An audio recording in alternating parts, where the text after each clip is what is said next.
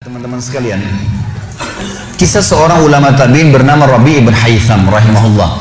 Rabi' ibn Haytham ini ulama yang sangat terkenal dengan kesolehannya, luar biasa kesolehannya orang ini. Jadi dia di akhir hidupnya, Rabi' ibn Haytham ini muridnya Abdullah bin Umar, muridnya Abu Musa al-Asy'ari, sahabat-sahabat yang mulia. Ini murid langsungnya, ulama tabi'in yang terkenal, Rabi' ibn Haytham. Rabi' ibn Haytham ini di akhir hidupnya sempat stroke setengah badan. Datanglah dua orang muridnya bertamu ke rumahnya, dan ini termasuk adab yang baik. Kalau teman-teman mendapatkan seorang alim ulama dan memang dia bersedia bisa didatangin kunjungin, minta nasihat atau ketemu minta nasihat atau hadir di pengajiannya lah. Mereka datang mengatakan begitu masuk kebetulan stroke setengah badan, bagian kiri tubuhnya stroke ini. Ada 4 kejadian di rumahnya pada saat itu. Yang pertama, pada saat muridnya masuk, muridnya berkata, "Wahai imam ini kiai, ustadz, wahai imam, apa rahasianya? Kenapa anda ini bisa mengontrol lisan anda? Tidak seperti ulama-ulama yang lain. Masih kadang-kadang ngobrol-ngobrol kosong. Anda ini betul-betul Rabi' ibn Haytham ini terkenal kalau ngomong nasihat, tanya kabar orang, gitu kan? Quran atau zikir, nggak ada yang lain. Ini itu saja 4 tuh dari lisannya, nggak ada yang lain. Luar biasa. Kalau bukan nasihat orang, tanya kabarnya orang lain, gitu kan? Apa kebutuhan mereka? Kemudian berzikir atau baca Quran. Gitu. Ini masuk dalamnya zikir adalah doa. Maka dikatakan apa sih, muridnya bilang apa rahasianya anda melakukan seperti ini? Dan ini saya sempat angkat di khutbah Jumat kita kemarin potongan kisah ini. Maka Rabi' ibn Haytham mengatakan, wahai murid-muridku, apakah kalian sampai sekarang masih ragu ada Tuhan namanya Allah, dan kalian masih ragu di pundak kanan dan kiri kalian Allah telah letakkan malaikat yang akan mencatat amal baik dan amal buruk kalian, dan pasti demi Allah akan dibacakan dan dihisapkan untuk kalian di sana di akhirat nanti? Artinya saya bisa mengontrol lisan saya karena saya tahu Tuhan saya selalu melihat, dan ada malaikat yang mengawasi, tidak pernah tidur nih 24 jam terus mengawasi, baik dicatat buruk dicatat. Lalu kemudian muridnya mengatakan, baiklah kalau gitu, dapat ilmu. Kejadian pada saat itu teman-teman sekalian yang lain adalah yang kedua, baru mau ngobrol sama murid-muridnya, tiba-tiba anaknya Rabi' ibn Haytham keluar dari dapur, masuk ke ruang tamu pamit. Anak laki-lakinya lalu berkata, wahai ayahku, semoga Allah senantiasa menjaga anda. Ibu saya membuatkan untuk anda makanan namanya halwa pada zaman itu. Halwa ini Bapak Ibu sekalian makanan yang mahal. Bahannya susah, bahannya mahal, buatnya susah, lama diadon berjam-jam baru jadi. Dan ini dimakan oleh pejabat-pejabat gitu. Rabi' ibn Haytham rahimahullah ini punya ciri khas. Mereka tidak pernah rewel.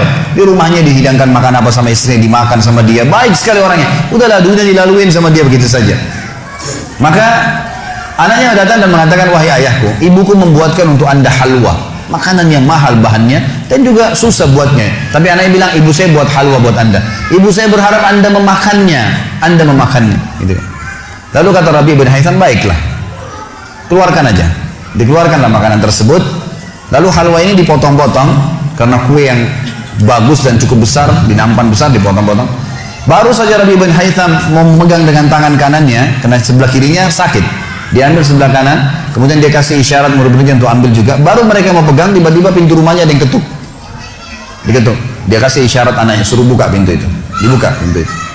Anaknya pergi ke sana. Waktu dibuka teman-teman sekalian, ini ternyata yang ketuk pintu bukan orang biasa, orang yang luar biasa, orang gila, gitu kan. Jadi bukan orang yang peminta-minta biasa, orang yang luar biasa, orang yang selalu anggap ini udah deh, nggak usah dilayanin, nggak usah diajak ngomong, nggak usah diperhatikan, gitu kan. Orang gila ini ketuk pintu dengan pakaiannya yang lusuh, tidak pakai alas kaki, rambutnya berantakan, kasih isyarat minta makan. Rabi' ibn Haytham rahimahullah tunjuk anaknya, suruh datang, angkat nih halwa, kasih orang gila itu. Halwa nih makanan yang mewah, kasih orang gila itu. Dibawa sama anaknya. Anaknya ini Rabi' ibn Haytham waktu bawa piring itu, niatnya ingin memberikan ke orang gila 1 potong, gitu kan. Begitu tiba depan pintu, orang gila lihat makanan enak, walaupun gila tahu juga nih makanan enak, gitu kan. Diambil sama dia piringnya, diambil dimakan semua. Dalam kisahnya dikatakan sampai air liurnya jatuh di situ, dihabisin sama dia. Sudah habis teman-teman sekalian, apa yang terjadi? Orang gila nggak ngerti, dia nggak terima kasih, nggak apa, piringnya dilempar pergi. Anaknya Rabi' ibn Haytham ini tahu nilainya makanan yang ibunya buat tadi. Diambil piring itu, ditutup pintunya, lalu dia kembali lagi. Kemudian dia bilang sama ayahnya, wahai ayahku, semoga Allah senantiasa menjaga anda. Sebelum saya lanjutkan kisah teman-teman sekalian, saya sarankan juga bahwa teman-teman di sini yang sudah punya anak, biasakan selalu menggunakan doa. antara suami istri dengan anak itu penting sekali. Karena kata Nabi SAW, jangan ucapkan kata-kata doa yang bisa berbau doa buruk buat kalian, diri kalian, keluarga kalian, dan harta kalian. Karena bisa saja malaikat lewat dan mengaminkannya. Ya. Kita harus selalu doa yang baik, gitu kan? Jadi Rabi' bin Haytham membiasakan anaknya untuk dilatih berdoa yang baik. Jadi selalu kalau mau minta tolong, nah semoga Allah menjagamu, ambilkan ayah ini. Nah semoga begini, semoga Allah menjagamu, semoga Allah berikan kau rezeki, ambilkan ayah seperti ini. Jadi selalu diikuti dengan doa. Anaknya pun terbiasa mendoakan ayahnya. Dalam kondisi anaknya jengkel karena perilaku si orang gila tadi, dia kembali dan masih sempat mengatakan, ayah semoga Allah menjaga anda. Tadi itu ayah yang minta-minta orang gila. Dia tidak mengerti nilainya makanan yang kita kasih.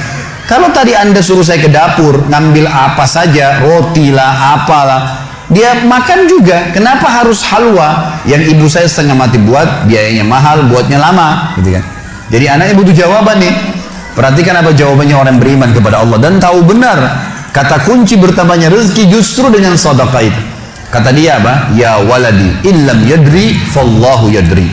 Baru dia baca ayat lan tanalu birra hatta tunfiqu mimma tuhibbun. Wahai anakku, kalau orang gila itu tidak tahu nilainya makanan yang kita kasih, nggak penting buat saya. Karena Allah tahu nilainya. Bukan dianya, tapi Allah tahu nilainya. Dan ingatlah firman Allah, kalian tidak akan mendapatkan, gitu kan? Kalian tidak akan mendapatkan balasan sempurna daripada sedekah kalian sampai kalian menginfakkan apa yang paling kalian cintai. Saya suka halwa itu, tapi disuruh kasih. Teman-teman sekalian, pelajaran luar biasa dari kisah ini. Pernah gak kita berpikir berikan makan orang gila? Kadang-kadang subhanallah kita lihat orang gila ambil di sampah, kita biarin, gak mau dilihat. Kalau kita gak kasih makanan, dia siapa yang akan kasih makan? Dan Allah tetap menilai kita dan sesuai dengan niatnya. Innamal a'malu binniyat. Termasuk saya pernah jelaskan ke jamaah saya di pengajian, kalau ada orang datang ke masjid kita ini sekarang bawa proposal, teman-teman sekalian, nih proposal, saya mau bangun masjid, butuh bantuan 1 miliar, kita nyumbang semua, terkumpul 1 miliar. Sebulan kemudian kita tahu orang itu dusta, rugi kah kita? Tidak rugi sama sekali. Kita akan dapatkan pahala bangun masjid walaupun masjidnya belum dibangun. Karena innamal a'malu binniyat, gitu kan? Allah akan kasih begitu. Siapa yang niat mengerjakan satu perbuatan, niat dalam hatinya, belum dikerjakan dapat 1 pahala, dikerjakan diberikan pahala 10 kali lipat sampai 700 kali lipat, kata Nabi SAW. Jadi jelas sekali, gitu kan? Bagaimana Rabi' bin Haytham mengajarkan kepada kita bersedekah, teman-teman, sampai pada orang gila pun dikasih. Karena Allah akan menilai kebaikan itu. Bagaimana bisa kita tidak lakukan? Maka selesai kisah yang kedua. Kisah yang ketiga adalah muridnya mengatakan, wahai imam, apa nasihat anda? Apa nasihat anda untuk kami dalam masalah ibadah? Tentu yang jadi saksi bahasan tadi orang gila dikasih makan itu ya. Maka dia mengatakan waktu ditanya oleh muridnya apa nasihatnya dalam ibadah, ibadah kami apa nasihatnya, sholat, puasa, apa nasihat anda? Maka beliau mengatakan, alaikum bil asrar, rahasiakan amal soleh kalian, jangan ceritakan sama siapapun. Kerjakan tapi jangan ceritakan. Udah, Allah sudah utuskan ada malaikat yang catat semua kebaikan, tidak dibayar, tidak pernah tidur, lengkap semua data-datanya hari kiamat, semua dicatat. Rahasiakan amal soleh kalian, jangan ceritakan sama siapapun, jangan buka sama siapapun. Baik, lalu kejadian terakhir di rumahnya adalah, teman-teman sekalian, waktu itu terdengar azan duhur, stroke setengah badan. Lalu Rabi' bin Haytham ini, saya sekarang berikan motivasi kepada teman-teman yang masih malas sholat di masjid. Rumah Allah harus didatangi, teman-teman sekalian, fadilahnya sangat besar. Kata Nabi SAW, setiap orang ke masjid, setiap langkahnya mengangkat derajatnya 1 langkah, yang 1 langkah mengampuni dosanya. Setiap ke masjid dapat 1 istana di surga, dan pulang dari masjid 1 istana lagi. Hadis sahih semua menjelaskan masalah ini, gitu kan? Belum fadilah sholat berjamaahnya, belum terbangun ukhuwah, belum dan seterusnya. Belum lagi hadis Nabi SAW, siapa yang tidak kehilangan takbiratul ihram pertama imam selama 40 hari, dia akan selamat dari akan diselamatkan dari sifat kemunafikan. Banyak fadilahnya. Rabi' bin Haytham rahimahullah stroke setengah badan, teman-teman sekalian. Lalu dia dengar azan duhur, dia kasih isyarat anaknya sudah tahu, suruh datang. Anaknya lalu menopang tubuhnya dia yang sebelah kanan, minta diantar ke masjid. Stroke setengah badan dan sudah sangat tua. Lalu muridnya bilang, saya lalu kemudian membantu menopang tubuhnya yang stroke, dan demi Allah untuk kami membawanya ke masjid, kakinya yang stroke terseret di tanah. Lalu saya bisikin di tengah jalan, imam, hai kiai, hai guru, anda kan punya rukhsah, punya keringanan, sholat aja di rumah. Stroke, tua, susah, gitu kan? Lebih baik sholat di rumah. Apa kata dia? Orang beriman tidak mengenal stroke kah, sakit keras kah, ibadah kepada Allah nggak terganggu nih. Kata dia, wahai muridku, aku mendengarkan dengan kupingku ini azan, hayya 'alas shalah, hayya 'alal falah, ayo salat, ayo mendapatkan kemenangan dari Allah, hanya melalui lisan muadzin saja. Karena semua muadzin sama mengucapkan, mau orang Afrika, mau orang Arab, mau orang Melayu, azannya sama, hayya 'alas shalah, hayya 'alal falah.